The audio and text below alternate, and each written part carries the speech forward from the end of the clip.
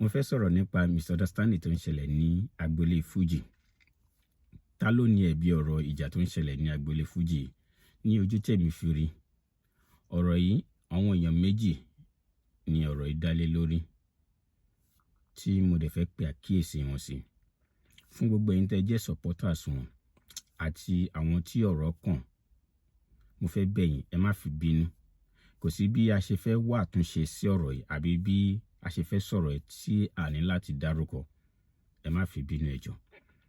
So gẹ́gẹ́ bí gbogbo wa ti mọ̀, ní bí ọjọ́ mélòó sẹ́yìn, misunderstanding yìí bẹ̀rẹ̀ látòrí Alhaji Tai Currency àti Alhaji Pasuma, pé tí Alhaji Tai Currency sọ wípé through Alhaji Obesere ni Alhaji Pasuma fi jáde, and kí a tó mọ̀ gbogbo ẹ̀ ó skyrocket.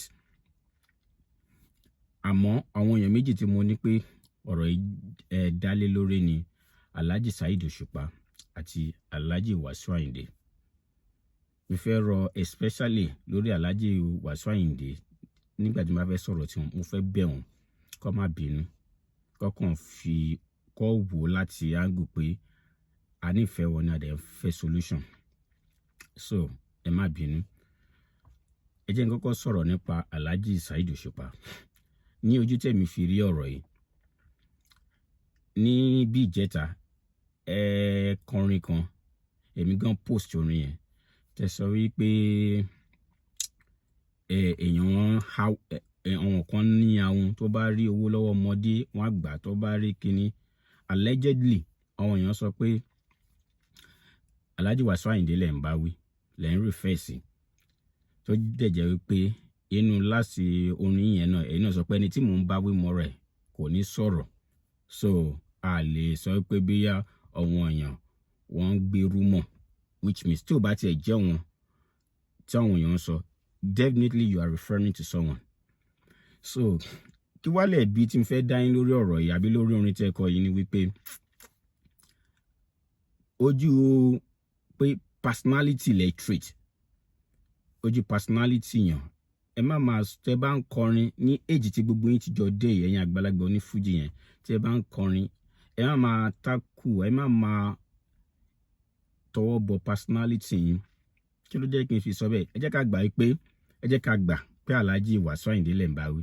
Ẹ jẹ́ ká gbà pé gbogbo nǹkan táwọn èèyàn máa ń sọ pa Alhaji Wasiu Ayinde pé wọ́n láwọn.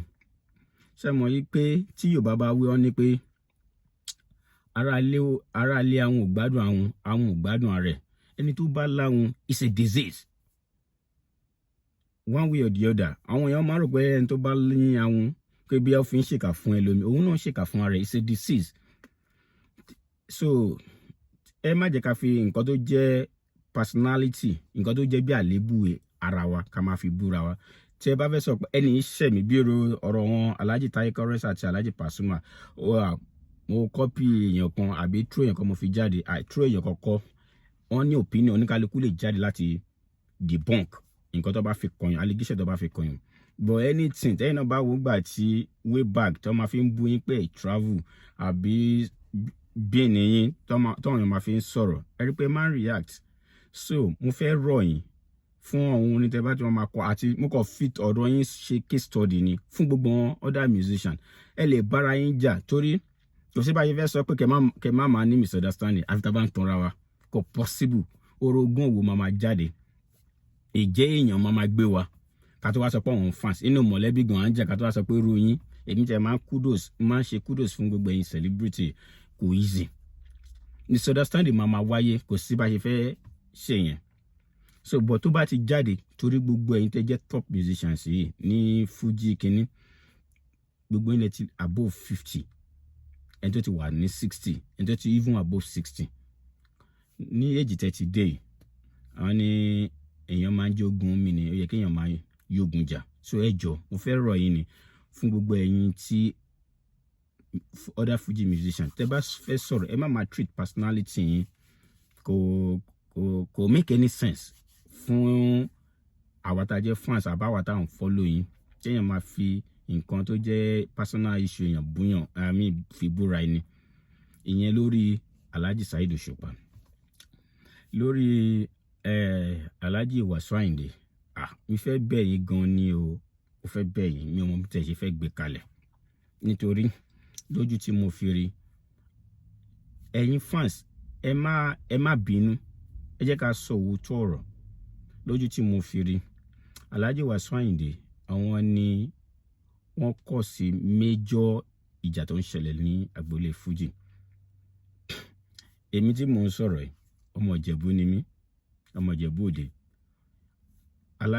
Níní Alhaji Wasiu Ayinde lólórin ní ọmọ ìlú mi is my pride, is my pride. So ògo Olúwa ni wọ́n, but tí òótọ́ ọ̀rọ̀ bá délẹ̀ ẹ jẹ́ ká sọ.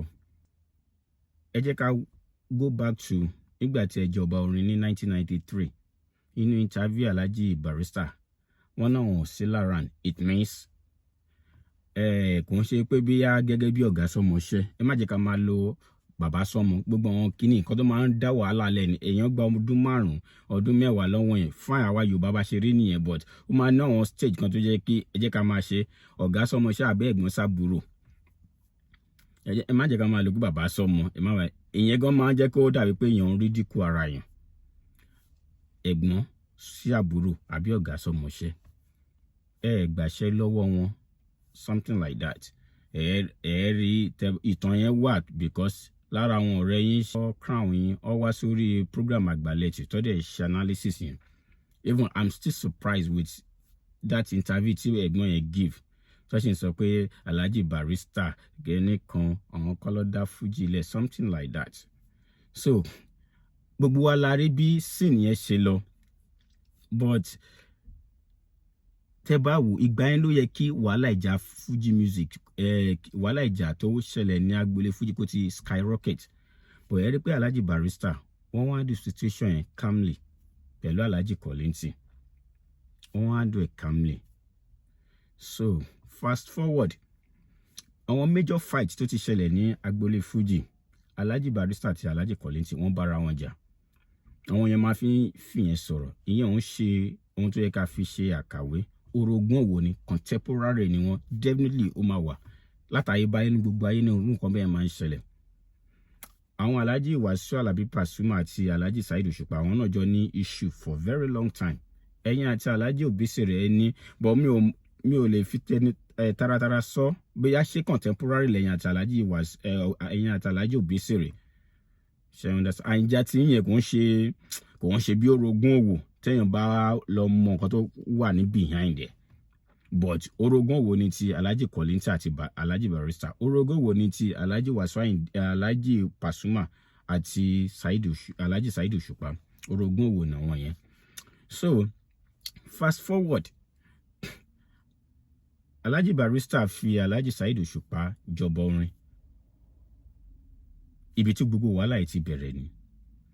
Ní ojú tèmi dẹ̀ fi rí wípé tí Alhaji Barrister bá lè handle ti 1993 ìgbà tó fi ń jẹ ọba orin, I'm a king of Fuji, issue lè ṣẹlẹ̀ ń gbà yẹn, but bàbá yẹn remanage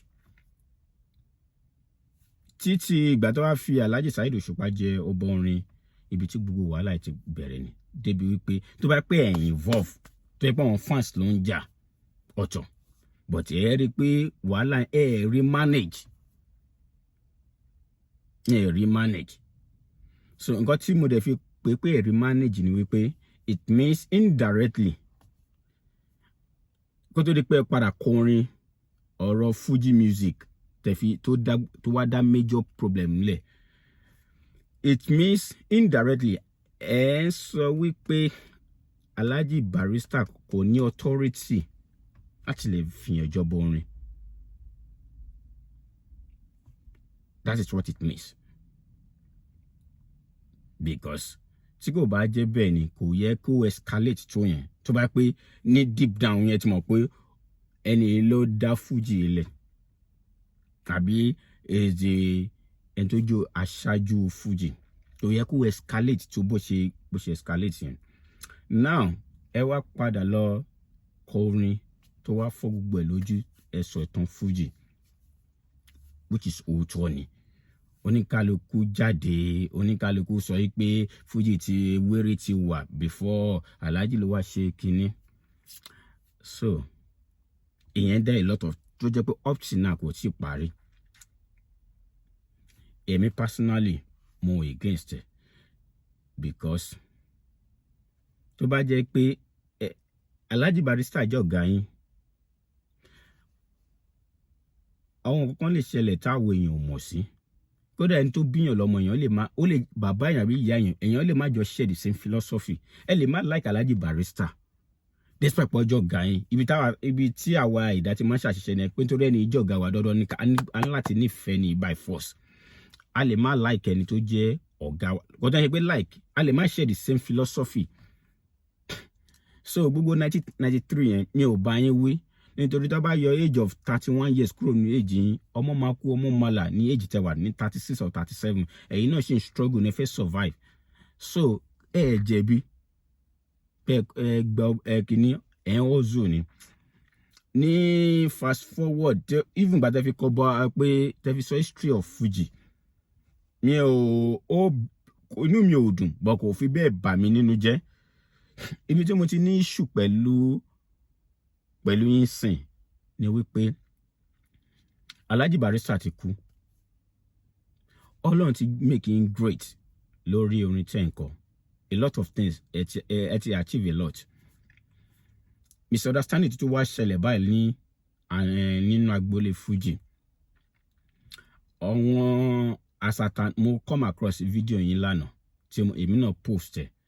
Then try láti reconcile ẹ tọrọ àforíjì mi ṣàforíjì ní kí n pè ní àbí ọjọ́ wọn tíìmù yín àwọn Fuji kìíní association yín pé ẹ jẹ́ ká wà ní ṣọ̀kan, which is very good, brilliant of you. But tẹ́ bá tún wo orin yẹn dáadáa technically ẹ rí pé nígbà tẹ́ tún sọ̀rọ̀ lọ ẹ tún refer sí pé gbàtẹ́ kí Alhaji Kollety tọ́tẹ́ kí gbogbo àwọn tó kù yín tán ẹ ti sọ pé láti orí ajíwèrè kíní. Ibi tí èmi ti ní àwọn issue ni pé why tó fi jẹ́ pé ẹ ní láti máa nail àbí ẹ ní láti ṣáà máa emphasize lórí ọ̀rọ̀ pé ajíwèrè ni Fuji ti bẹ̀rẹ̀. Yes, èèyàn mọ̀, kódà kò ń sọ̀rọ̀ ajíwèrè nìkan. Láti orí àwọn tó ń ṣe ìjálá, àwọn ọlọ́dẹ, àwọn egungun, kí ló dé tẹ́ ṣe máa gbé láti bẹ̀ yẹn? Technically fẹ́ jẹ́ kí fẹ́ gbé pé Fuji wà, ẹni yìí dẹ̀ ló make ẹ má máa sọ pé látàjí wéré àwọn èèyàn kọrin, because nǹkan tó yẹ kẹ́ ṣe ń sìn ni pé láti lè jẹ́ kí peace reign. Nǹkan méjì lẹ ní láti ṣe. Àkọ́kọ́ ni ìsídẹ́kẹ̀ declare ara yín pẹ́yìn ò kọ Fuji àbórin láti joy pé kò ń ṣe Fuji, pé wéré lẹ̀ ń kọ. Tó bá pé ẹ lè sọ pé okay Alhaji Barrister Kollety àwọn ọlọ́ọ̀ni, because mi ò gbàdúrà kí èèyàn jẹṣẹ́ mi ò dẹ̀ ní jẹṣẹ́ oníṣẹ́. Kó mi pé bí àwọn kan tẹ̀ tí ń kọ Fuji before Alhaji Barrister, kó mi wí pé bóyá àwọn wéré lọ padà mú papọ̀ tó wá padà di Fuji, but ẹni tí Ọlọ́run padà gbé ògo fún tí a mọ̀ kò ń ṣọ̀dọ̀ tí tó bá jẹ́ pé àwọn contemporary Alhaji Barrister ló ń jáde pé àwa làwọn tí ń kọ Fuji ló ń jáde, kò sẹ́ni tó máa react. Ìwà ètò fi jẹ́ pé ẹ̀yin tẹ́ jẹ́ bí partner, bí ọmọ, bí ọ̀rẹ́, bí àbúrò pẹ̀lú wọn ẹ understand lẹ́ ń sọ̀rọ̀ yìí. Ìsídẹ́kẹ̀ kúkú sọ pé ẹ̀yin ò kọ Fuji because ṣé àwọn pẹ́yìn lẹ́ ṣe classic music, classic Fuji. Ẹ wá imagine kí àwọn kan jáde ń sìn kọ́ ọ̀nà máa sọ pé classic Fuji náà wọ́n kọ, bọ̀kọ́ sọ pé Talo Alhaji Wasiu Ayinde. Àwọn kan lọ ní classic, àwọn gangan àbí àwọn kan ti ń kọ́ fẹ́ discredit yín. Kò ẹlẹ́ran rárá ní gbogbo wa, inú wa ò ní dùn sí. Ní ojú tèmi fi rí nǹkan méjì ni ìsídẹ́kẹ̀ declare pé wéré lẹ̀ ń kọ àbí kẹ́ fún orin yín ní ànádá kìíní kó má jẹ́ Fuji. Or kó jẹ́ pé gbogbo ìgbà tó bá ń sọ̀rọ̀ Alhaji Barrister àbí tó bá ń sọ̀rọ̀ history tẹ́ ẹ bá lè fún wọn ẹ má sọ sí, ẹ má skip gẹ́gẹ́ bí ẹ̀rẹ̀ tí ń ṣe àwọn ilé láti àwọn ẹ̀yìn wa mò ń wọ̀ wọ́n interview yín kọ̀ọ̀kan ẹ kúkú skip ẹ torí a lè force yín pé kẹ́ nífẹ̀ẹ́ Alhaji Barrister èèyàn ni èèyàn lè jẹ́ ẹbí mi but ká má share the same philosophy ẹ lè má share the same philosophy ẹ lè ti jọ ní àwọn issue kọ̀ọ̀kan tó pé kò reveal sáwọ èèyàn tó jẹ́ pé the more gọbẹ ṣe fẹ́ ṣáà ẹ kàn try ni so but tẹ́ bá rí orin tí Alhaji Saheed Òṣùpá ń kọ àbí ìjà tó ń bá yín jà àbí nǹkan tó ń escalate gbogbo wàhálà lónìí Fuji ẹ rí pé nǹkan tí ẹ cause ni mo ṣe sọ pé ẹ̀yin ni major person tó dá wàhálà Fuji yìí lẹ̀ nǹkan tó ń try láti tí gbogbo àwọn èèyàn tó like Alhaji Barrister àbí even àwọn tó ń like ni pé ẹ má discredit ẹni tẹ́ bá tẹ̀ ń discredit wọn nígbà tí wọ́n wà láyé orogún wo ni ẹ wẹ́n tó jẹ́ contemporary wọn tọ́jọ́ jà ẹni tá à ń sọ̀rọ̀ yìí ti fi ikú ṣàgbà gbogbo wa Alhaji bàbá wa Àyìnlá bàbá General Kollington Àyìnlá wọ́n ti jáde wọ́n ti make pé Alhaji ló ní Fuji whatever ká tẹ̀ sọ pé wọ́n fi tu àwọn fans lójú ká sọ pé wọ́n fi tu àwọn mọ̀lẹ́bí ẹni yìí lójú ẹ lè jà ẹ kò yẹ kíró ọ̀rọ̀ pé látàyè ajíwèrè látàtẹni ti kú ìtàn máa ń dùn sọ tọ́lọ́run bá ti gbéyàn sókè ẹ lè sọ ọ̀tàn gbàtẹ́ ń pọ̀ gbogbo misunderstanding gbàtẹ́ ní ìgbà tí èèyàn ń pọ̀ tí èèyàn ń dàgbà bọ̀ tọ́lọ́run bá ti gbéyàn sókè èèyàn lè sọ àwọn ọ̀tàn yẹn tọ́rọ́ Ọlọ́run ti gbé síbò ẹ má wà shy láti máa praise Alhaji Barrister ní ọjọ́ orí ẹ ti jù wọ́n lọ nígbà tó ń wà láyé Alhaji bàbá yìí ti kú ní ṣé age of 63 kan ni ṣé 67 kọ́ lẹ́yìn wà kò sí nǹkan tó yẹ kẹ́ máa ṣe ju kẹ́ máa credit kẹ́ máa fún bàbá yìí ní credit ẹ má sọ̀rọ̀ pé ẹ tún try láti differentiate àbí kíní ẹ̀ gọ́gọ́ lóyún mo rí pé ó ń fọ́ àwọn èèyàn lórí kò dẹ̀ ń ṣe pé ń pààrọ̀ music nìkan torí role model ní àwòkọ́ṣe ní gbogbo ẹni tẹ́ jẹ́ celebrity yìí jẹ́ tẹ́ bá ń ṣe lè nǹkan tó ń mìnì ni pé àwa tá à ń wò yìí ìlú anáfẹ́ better society kò sí bá ṣe fẹ́ kọ́ because indirectly bẹ́ẹ̀ ni pé èèyàn lè jẹ́ ṣe oníṣẹ́ ni ẹ̀yin àti wọn jọ ń ṣe contemporary pẹ̀jọ bẹ̀rẹ̀ débi pé ẹ̀yin náà ń jà fún right yín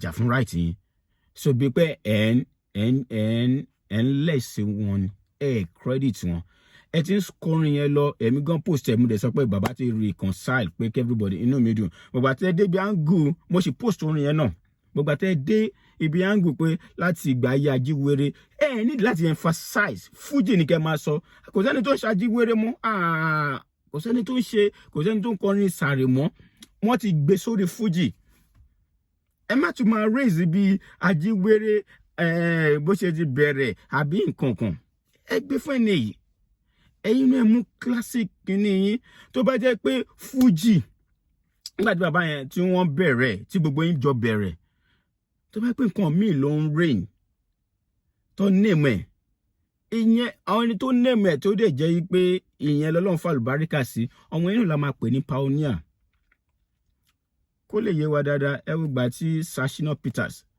tó ń kọ afro juju tó bá jẹ́ pé gbogbo àwọn èèyàn tó wá ń kọrin gbogbo àwọn èèyàn tó tẹ̀ jáde láfta wọn tó wọn náà ń lo style afro juju wọn ò ní dárúkọ bàbá wa Sunny Adé wọn ò dẹ̀ ní dárúkọ àwọn bàbá wa Òbí afro juju style yẹn tó bá yẹ pé afro juju style ó pa normal juju ni ẹni tó jẹ́ pioneer tó bá ti ń sọ̀rọ̀ afro juju Shina Peters ni Shina Peters so tẹ́lẹ̀ mi bá wá jáde tó bá tó wá ń kọrin pa òun ò kọrin afro juju o ní juju tó ti wà táwọn bàbá Sunny Adé ti kọ́kọ́ fi bẹ̀rẹ̀ táwọn àwọn ẹbí ní Òbí ti fi bẹ̀rẹ̀ lòun kọ so ìyẹn ni so kò contemporary yẹn ló yẹ kó máa ní issue pẹ̀lú yàn kò ń ṣe style under Fuji tẹ́yìn wà ẹ ti wá kọrin yẹn gbà yẹn ó ti bring controversy ìyẹn ti lọ yẹn age tẹ́ wà 67 ẹ ti ń wà 70 years nǹkan tó kù yín kù ẹ ti ní legacy nǹkan tó kù yín kù ni pé bí everybody ṣe máa wà happy ní kẹ́ máa lé eléyìí kò ń ṣe pé bí a mo fi sọ̀rọ̀ láti fi tẹ́ńbẹ́lú yín ẹ̀bẹ̀ ni ẹ̀yin tẹ́ bá súnmọ́ wọn ẹ̀yin tẹ́ jẹ́ fans wọn torí tí wọ́n bá yọ kíní kúrò àwọn issue sì máa jáde tó bá wá ń jáde ó máa sọ̀rọ̀ àwọn ọ̀rọ̀ kan sí tí àwa tá a jọ ọmọ ìlú, àwa tá a jẹ́ èèyàn, àwa tá a rí yín àgbàlagbà tára wa gan máa kọ́ ká tó wá sọ pé àwọn ẹbí yín, ká tó wá sọ pé àwọn fans yín. So ẹ jọ ọ̀rọ̀ tí nǹkan tá a máa dálẹ̀ tó máa di wàhálà, ẹ jẹ́ ká gbìyànjú láti ṣọ́ra fún. Ọlọ́run á wà pẹ̀lú wa. Ẹ ṣé gan.